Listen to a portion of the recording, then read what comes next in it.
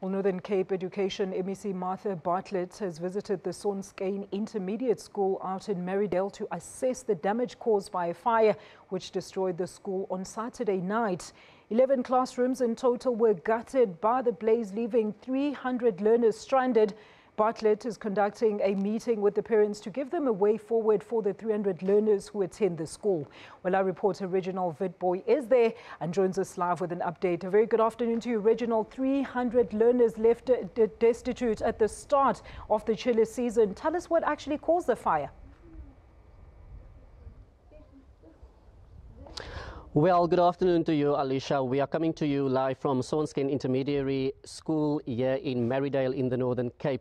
Yes, as you've correctly stated, that it was indeed 11 classrooms that went up in flames Saturday evening. Community members tried to save what they could have, but 11 classrooms at the end of the day were saved. Went up in flames. Now, the Northern Cape Education MEC Martha Bartlett, she came to the school this morning to assess the situation, and she met also with parents, learners and also teachers to discuss the way forward. Now, she promised that learners and teachers will be accommodated in the local churches, but for the week children are going to stay at home and also the police are busy with the investigation. Now, she also said that mobile structures will also be erected, but that will be taking up to over 6 weeks, Alicia.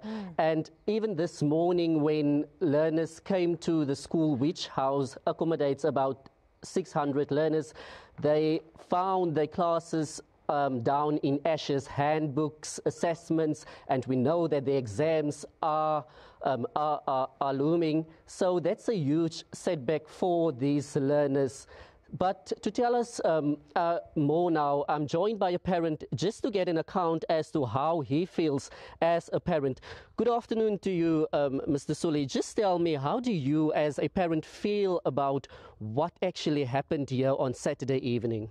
Thank you, Reginald, and thank to the viewers there. It is a very setting that it happened here in Marydale. This primary school is a school, I'm sure, might be 53 years of age and built by the apartheid government here. What we are calling upon is this one. We are sitting with these difficulties for more than 2 decades here in Marydale. But what we are calling is that we want a new school, a brand new school. And you know what, the problem is this one. Protocol. If you can look here, just look around, you will see the burning that have taken place. If here was tight enough security here at this school, that couldn't happen. You see, that is the problem. Now we are calling to our government to come and intervene and build us a new school here in Marydale. And the other one is this one, Reginald. You know what? Our problem is here. Our learners here stops at grade 9. And from here we must go other places. Let me say Grobelesiop, that is 56 kilometers. Priska is 75 kilometers from here. You see, and if you can come here in Marydale, what you are smelling, you're smelling poverty here. And we can't stay away from that one. It is poverty. Me, myself, the way I'm standing here, I'm unemployed. My child is here. We are living out of grant. We are calling upon the African National Congress because we know, you know what, there is one thing what we must put in mind. The ANC-led government, it is the government, we vote those people into power. And we believe it is not a political matter, but we must talk the truth now here. The African National Congress, we vote them in power.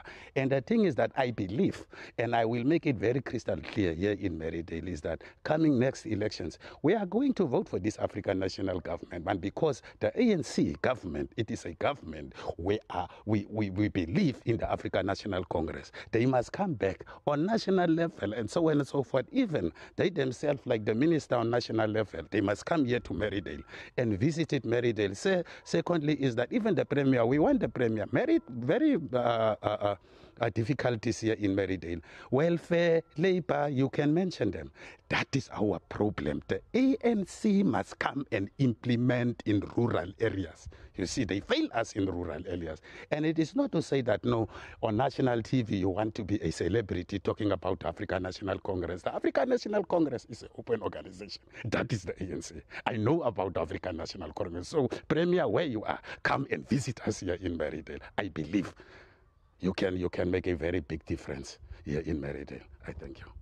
Thank you very much. I'm also going to speak to an eyewitness who saw what actually happened here on Saturday evening.